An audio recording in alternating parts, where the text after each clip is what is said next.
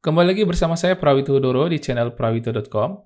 Pada materi kali ini kita akan melanjutkan implementasi CRUD kita spesifik untuk metode get. Setelah kita berhasil melakukan post kepada database kita, selanjutnya kita akan melakukan get. Nah, untuk get, kita akan membuat function tersendiri di sini, const get data. Nah, apa yang dilakukan di sini? Sama seperti post, kita akan melakukan axios.get. Nah, kita panggil URL-nya di sini, kemudian then. Kalau berhasil, kita lihat hasilnya ya, console.log res. Nah, URL-nya apa? URL-nya sama saja dengan yang post ini. Kita copy, paste di sini.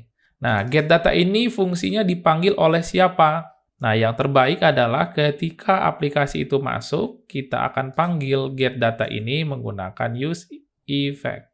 Oke, kita panggil, jangan lupa diimport semuanya. Kemudian kita buat function di dalamnya, dan kita buat array. Nah, di sini kita akan panggil get data. Oke, seperti ini ya. Jadi ketika kita melakukan use effect, atau pertama kali muncul, dia akan memanggil get data, di mana get data ini memanggil API user ya, untuk melihat hasilnya. Kita simpan, oke, kita masuk ke debugger. Nah, kita bisa melihat datanya hasilnya seperti ini. Biar tidak bingung, kita clear dulu, kita tambahkan res get data. Nah, seperti ini kita simpan. Nah, kita lihat res get datanya memunculkan hasil. Dia mendapatkan 3 data utama, yaitu data developer di Kabayan Coding.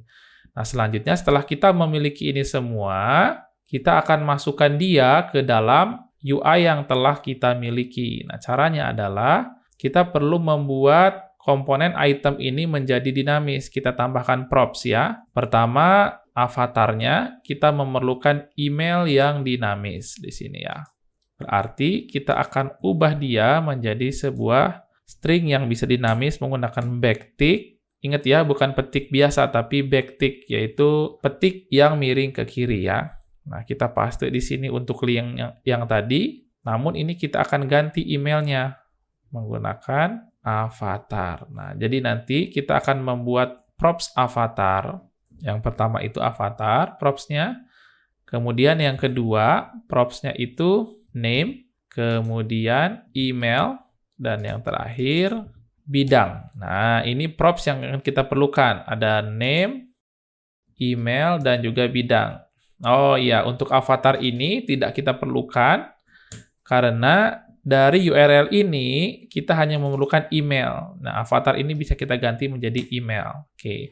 Jadi kita nanti hanya memerlukan 3 props, name, email, dan bidang. Oke, kita akan panggil props tersebut di sini. Nah, karena tadi kita udah memanggil data get ini, dan bentuknya array, berarti nanti kita bisa looping item ini. Jadi itemnya ada 3, kita looping 3. Itemnya ada 4, kita looping jadi 4.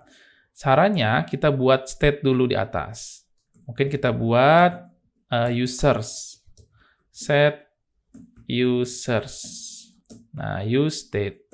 Default-nya array kosong. Jadi masih array kosong. Jadi kita awal datang, ketika di looping, dia masih kosong nilainya.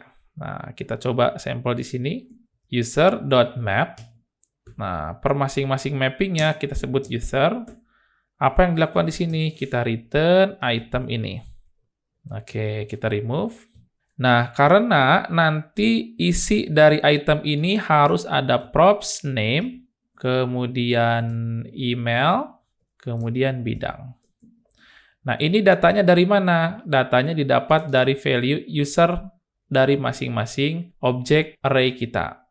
Nah, jadi kalau kita memiliki respon array seperti ini, kita sebut users ya tadi, kemudian per masing-masing objeknya kita sebut user. Berarti untuk dapat name, caranya adalah user.name. Oke. Untuk dapat email, user.email. Nah, di sini berarti kita panggil user.name. User.email, dan terakhir user.bidang. Oke, kita simpan.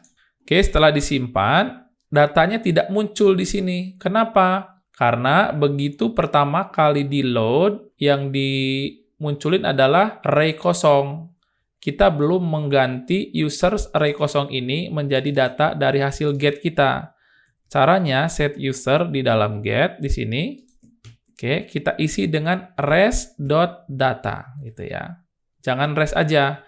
Karena kalau res saja itu munculnya data yang ini. Nah, yang kita perlukan adalah spesifik untuk data yang ini. Oke, berarti res.data. Kalau sudah kita simpan. Nah, sekarang muncul nih nama, email, kemudian bidangnya apa, kemudian avatarnya juga muncul. Oh, karena saya memiliki email yang sama, avatarnya juga sama nih. Nah, ini bisa kita ganti nanti ya. Kita remove salah satu. Contoh yang ini kita remove. Yang sampel pertama. Ya, kita simpan. Oke, nah di sini ada keterangan each child. Nah, kalau kita lihat warningnya, each child in list should have a unique key. Oke, berarti kalau kita melakukan mapping, jangan sampai lupa kita perlu menambahkan di sini key. Key itu adalah ID unique. ID unique kita dapat dari user.id. Oke, kita simpan. Nah, sekarang datanya cuma 2, karena tadi saya remove di DB-JSON-nya. Kita boleh tambahkan lagi yang lainnya. Contohnya ini Hudoro, gmail.com. Nah, mungkin dia front-end dev. Nah, kalau sudah kita simpan. Nah, setelah disimpan, seharusnya kan langsung muncul di sini nih. Ini tidak langsung muncul. Gimana caranya biar langsung muncul? Berarti setelah fungsi post ini berhasil, setelah di-clear formnya, kita panggil juga nih get data. Nah, get datanya kita panggil juga di sini. Kita simpan. Nah, ini muncul Hudoro. Kita buat lagi yang baru. resvan@gmail.com. Bidangnya ini mungkin DevOps ya. Nah, seperti ini.